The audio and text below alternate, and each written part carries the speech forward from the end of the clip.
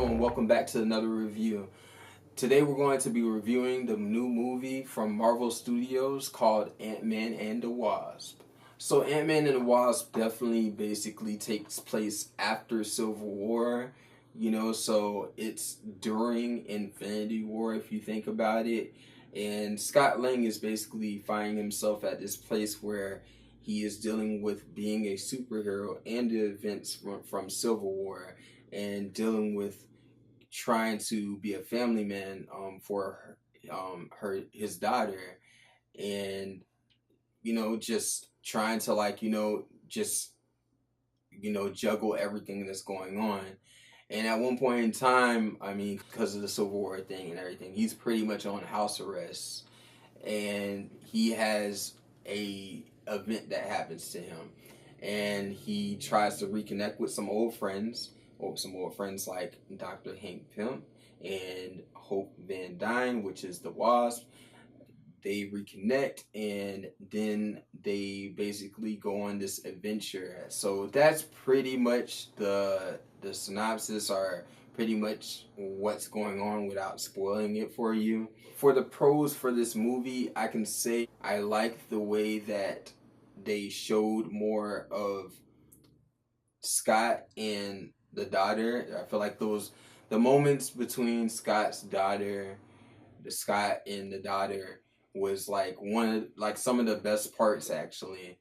Like it was very heartfelt the way that they did it, and the dialogue and the way that the young girl, the actress, did those lines, I feel like executed very well for what they were going for. One of the pros that I really did like about the movie is that I like that they went deeper into the powers when it comes to the quantum powers that they do to get big and small. I liked how there was like a different variety of ways that they showed the usage of it. They did a couple of things in there that made you think that that could probably come into play later in the future of the MCU.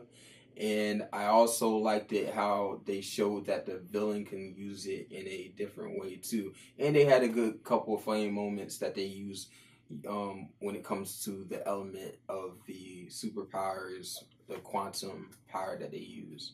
The villain that was played for this movie that they put in for this movie, Ghost, I really, really did enjoy.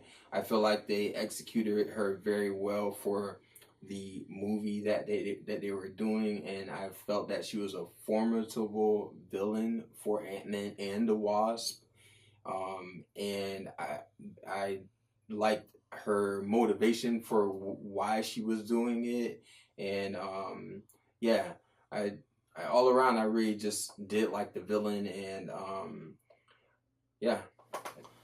Also, another pro that I liked about this movie actually is three things. It's supposed to be three of my checklist things for my checklist when it comes to the first Ant-Man and the Wasp, coming to the second Ant-Man and the Wasp, the things that I wanted to see. And those three things, those three important things are supposed to be, first of all, I gotta get a story from my boy Michael Pena. Gotta get like a story or something like that. I need to have it when it comes to Ant-Man and the Wasp. Like it's Ant-Man and the Wasp. So this character, the Wasp, that you're introducing, that at least we got a little hints of in the first one. I needed that like introduced in a way where it felt natural, and you know what I mean, and just worked really well. Also, the final thing that I needed was something about Infinity War, something about what the events that happened in Infinity War, and you know, and what's going on when it comes to Ant-Man. All three of these things were executed in this movie and done really well. Michael Pena did give me my story, and I laughed and I enjoyed it. And when it comes to the Wasp, I feel like she did a really good job. I mean, obviously, you know what I mean? I just feel like they did a very good job of introducing the character.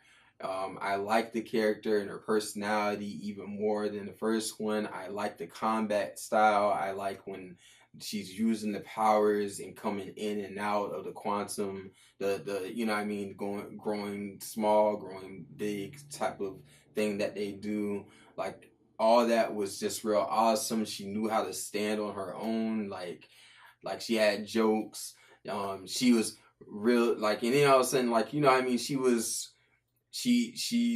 an individual that is very strong and can do stuff on her own, but also I feel like she understands, like, you know, this it's the team. It's the team. It's like the Ant-Man team or whatever. And then the Infinity War thing, all I can say is that it's in there.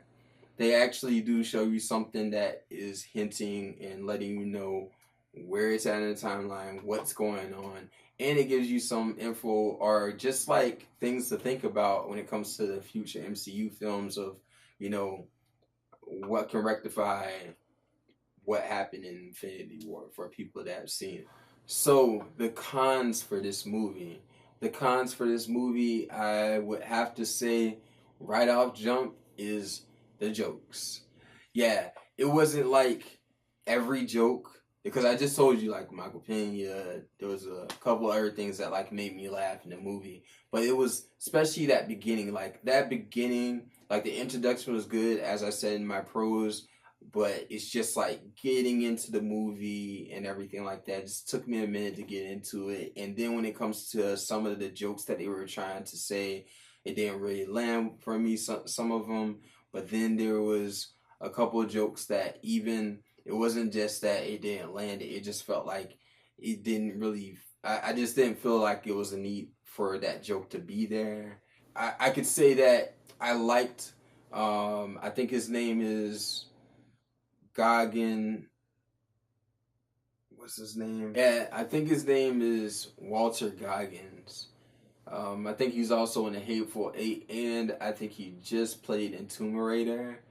Y'all can correct me if I'm wrong, but Walter Goggins, he's also in this movie, and he plays a type of, like, it's just like a different, he's another villain, like, type in the movie. Some of the things what he did hit, and then some of the things that he did was a miss, but ultimately I did enjoy it. I do also feel like they kind of put him in there to kind of, it was two things. It was two things. It was just to, right, push the story forward in its own way, and you'll see why he's in there and why he kind of he's gonna be incorporated in the story too.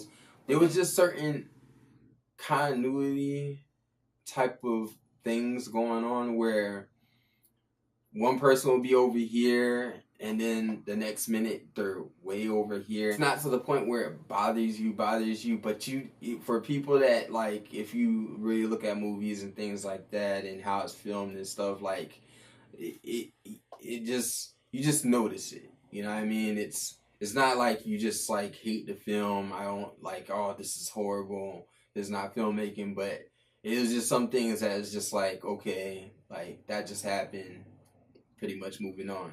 Those are pretty much my cons for the movie. It's a good movie. I feel like if you want to know what happens or, you know, be in the know when it comes to Infinity War, I say watch it. If you want to have more of the Ant-Man and the Wasp when it comes to the Michael Pena thing and everything like that, and, you know, knowing more about the Wasp herself, I say go and watch it. I feel like it was a fun movie. I do feel like the first one was better.